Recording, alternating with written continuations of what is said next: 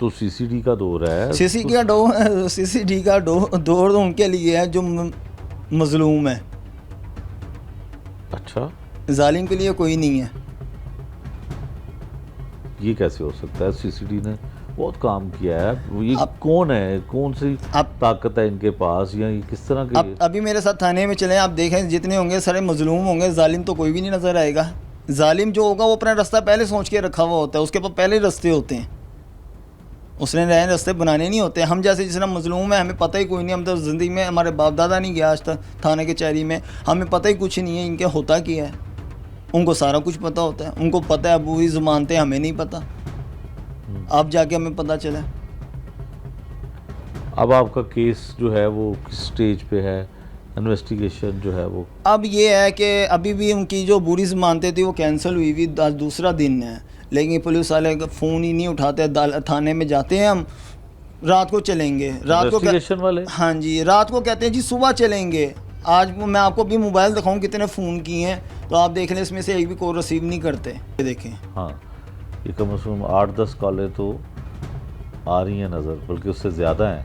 ये दिखाएं ज़रा, ये किन साहब को आप कॉलें कर रहे हैं? यूनुस ASI हैं, यूनुस ASI इन्वेस्टिगेशन के हैं, जो गुलशन रावी में आपके IO भी हैं जी। इतनी कॉलें आपने उनको की हैं? जी, सिम पे भी की हैं मैंने, वो भी नहीं उठाते ना ये उठाते। अगर उठाएंगे भी ना, और यार उन्होंने घर ताला लगे यार के थो। और जब कल हम गए हैं थाने में, उनको बताया है कि उनके ख़िलाफ़ वारंट आ चुके हैं, हम गिरफ़्तार करने जाएँ, तो कह रहे हैं ठीक है हम जा रहे हैं। किस पे जा रहे हैं? बाइक पे जा रहे हैं। आप मुझे बताएं, बाइक पे जाता है कोई?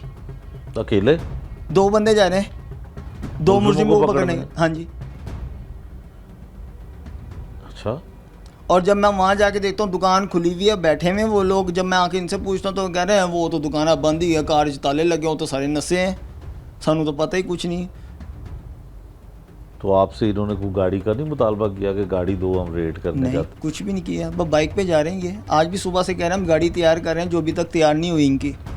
आप मुझे बताइए हमारे माफस हैं कहाँ है CCD? उनके पास जितना असला उनके घर में पड़ा हुआ है ना, और जितना वो नजायज़ फरोशी करते, वो कारोबार करते हैं, पकड़ने वाला कोई नहीं है। वो किसी को भी अगवा कर सकते हैं, किसी को भी गोली मार सकते हैं।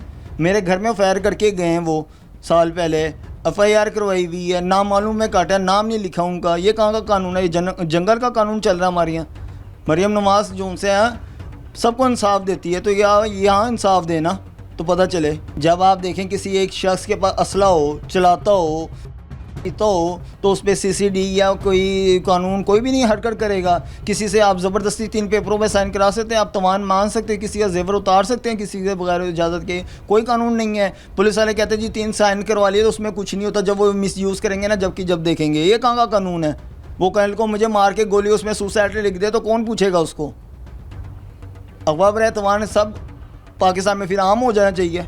आज मेरे साथ हुआ, कल किसी और के साथ वो करेंगे। उनको हौसला दे रहे हैं ये। ठीक है, अब ये मुझे बताएं कि नहीं मिल रहा है इंसाफ, कोई इंसाफ नहीं दे रहा। मैं DIG के पास भी गया हूँ, वहाँ भी मैंने एप्लीकेशन दी है, CCP लाहौर भी दी है मैंने एप्लीकेशन। कौन से DIG साहब के पास गए? शिल्पा पारी, DIG इन्वेस्टिगेशन जी।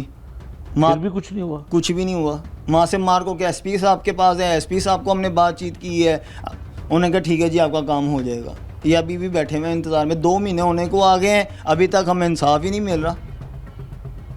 कहाँ है वो CCD? मुझे बताया असले की तस्वीरें, वीडियो सारा मेरे पास मौजूद है, मैं देता हूँ। इनके घर में रखा हुए 2 पिस्तौलें तो मुझे लगाई थी। अगले आप कह रहे हैं जी मैं, एक शख्स कह रहा है मैं CCD में हूँ, एक कहता है जी मैं फलाने महकमे में हूँ, एक कहता है मैं कोई और महकमे में हूँ, मेरा कोई कुछ नहीं हमारा कर सकता, हम तो ये मार भी देंगे, कोई तो कुछ नहीं कर सकता। जितना मारा है, जितना कूटा है आजकल के दौर में, ये कहाँ का कानून है? ये कौन से दौर चल रहा है? अच्छा, आपको नहीं लगता कि यहाँ तक नौबत पहुँची क्यों है? सिर्फ एक यही वजह है कि आपके भाई की और आपकी भाभी की अलहदगी हो गई, ये उस गुस्से में है सब कुछ, उस रिवेंज में है? नहीं, क्या है? लालच। पहले भी हमारे घर से सोने का सामान उठा के लेके जा चुकी है वो। तो आपने कोई FIR करवाई? की नहीं,